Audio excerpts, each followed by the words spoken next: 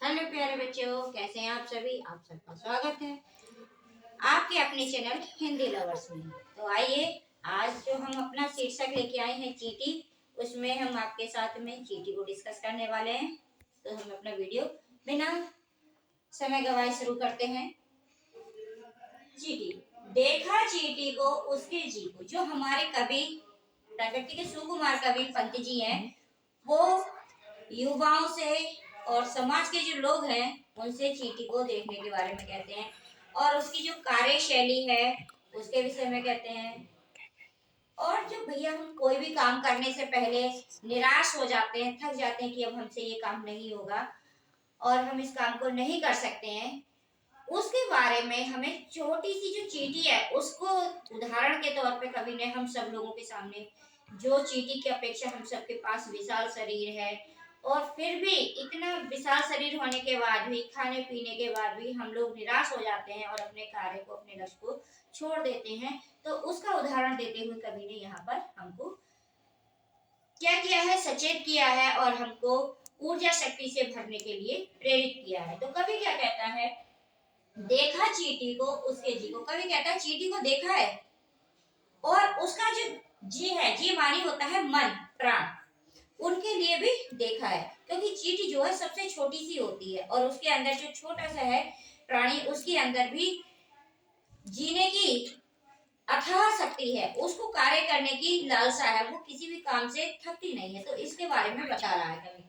भूरे बालों सी कतरन, छिपा नहीं उसका छोटापन, वह समस्त पृथ्वी पर निर्भय, विचरण करती श्रम में तन्मय, वह जीवन की चिंगी अक्षय। तो कवि ने कहा जो चींटी है वो कैसी है, भूरे बालों सी कतरन। यहाँ पर बेटा, यहाँ भूरे बालों सी में हमारा जो आया है उपमा अलंकार आया है, और कवि ने एक नए उपमान को यहाँ पर रखा है चींटी के रूप में। जो बालों की जो छोटी छोटी कतरन है, जो छोटे बालों की कटिंग होती है, उसके बारे में बताया है। कवि ने कहा जो बालों की जो भूरे बाल हैं, उनकी जो छोटी छोटी कतरन है, जो कटिंग है, उसी के समान चींटी होती है। भूरे बालों से कतरन, भूरे बालों की कतरन के समान चींटी है। छुपा नहीं उसका छोटापन, और जो उसका लघु आकार है, जो उसका छोटा सा शरीर है, वो इस संसार में किसी से भी छुपा हुआ नहीं है।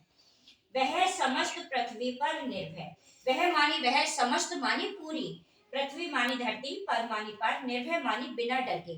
जो चींटी होती है वो संसार में चाहे कोई सा भी कोना हो, चाहे भारत हो, इंग्लैंड हो, नेपाल हो, जापान हो, फ्रांस हो, अर्थात जहां भी पृथ्वी है वहां पर हर जगह चींटी आपको देखने के लिए मिलेगी। तो कवि कहता है वह समस्त पृथ्वी पर, ऐसा नहीं है कि हिंदुस्तान में चींटी जो है शेरों की तरह चल रही है और जापान पहुंच गई, फ्रांस पहुंच गई तो चींटी डर के मारे चल रही है, छुप छुप के चल रही है। तो कवि ने ये कहा कि समस्त संसार में, पूरी पृथ्वी पर जो चींटी है बिना किसी डर के विचरण करती, विचरण मानी घूमना, घूमती रहती है। श्रम में तन में, और वो किसमें, श्रम मानी मेहनत, में मानी में, तन में मानी डूबी हुई। कवि ने बताया जो चींटी है मेहनत में बहुत तल्लीन रहती है, डूबी हुई रहती है, और वो पूरी पृथ्वी पर बिना किसी डर के घूमती रहती है। वह जीवन की चिंगी अक्षय, वह मानी वह, जीवन मानी जीवन, की मानी की, चिंगी मानी चिंगारी, अक्षय मानी कभी भी नष्ट ना होने वाली। जो चींटी है उसमें भी क्या है, कभी भी नष्ट ना होने वाली जीवन की चिंगारी भरी हुई है। वह भी क्या देही है तिलसी। अब कवि ने यहाँ पर सवाल किया है, वह भी मानी वह भी, क्या मानी क्या, देही मानी शरीर है, मानी है, तिल सा मानी तिल के समान। कवि ने कहा जो चींटी का शरीर है वह भी कोई शरीर है, क्योंकि इस संसार में हाथी जैसे विशाल के प्राणी पाए जाते हैं, मनुष्य जैसा भी बड़ा प्राणी है, और इन सब के सामने जो चींटी है बहुत ही ज्यादा छोटी सी प्राणी है। तो इसलिए कवि ने कहा कि उसका जो शरीर है वो भी कोई शरीर में शरीर है, बहुत ही छोटा सा, यानी तिल के समान शरीर है। प्राणों की रिल मिल झिलमिल सी, प्राणों की मानी प्राणों की, जीवन की, झिलमिल मानी झिलमिल, सी मानी के समान। तो कवि कहता है जो शरीर है चींटी का वो तिल के समान है, लेकिन उन तिल जैसे छोटे से शरीर में भी जीवन शक्ति, प्राणदायिनी जो है शक्ति, जीवन की जो लालसा है, जो जीवन जीने की इच्छा है, वो उसके अंदर समाई हुई है। वह अपने छोटे से शरीर को लेकर इस संसार में अथाह परिश्रम करते हुए जीवन को जीती है। दिन भर वह मीलों चलती। दिन भर मानी दिन भर, मैं मानी मैं, वह मानी वह। मीलों यह एक माप है, दूरी की माप है। मीलों मानी मीलों, चलती मानी चलती। कवि कहता है जो चींटी है वो दिन भर मीलों की यात्रा को पार कर लेती है।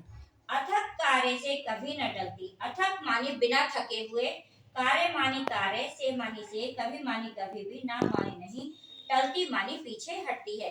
चींटी जो है दिन भर मीलों की यात्रा करती है और फिर भी बिना थके, बिना रुके अपने कार्य से कभी भी अपने आप को पीछे नहीं मोड़ती, बल्कि वह लगातार चलती रहती है। और हम क्या करते हैं, जरा सा काम कर लेते हैं, फिर उसके बाद कह देते हैं भैया अब हम थक गए, अब हमसे काम नहीं होगा, अब हम कल करेंगे या परसों करेंगे। लेकिन चींटी क्या है, बड़े से बड़ा कण भी इकट्ठा करके लेके आते हैं मिलजुल के, और छोटे से छोटे कण को भी लाते हैं। उसके बाद वो ये कभी नहीं कहते कि अब हम थक गए, अब हम आराम करेंगे, अब हम कल इकट्ठा करेंगे या परसों इकट्ठा करेंगे। तो कभी ये कह रहा है कि चींटी जो है बिना थके हुए अपने काम से कभी भी पीछे नहीं मुड़ती और लगातार अपने काम को करती रहती है।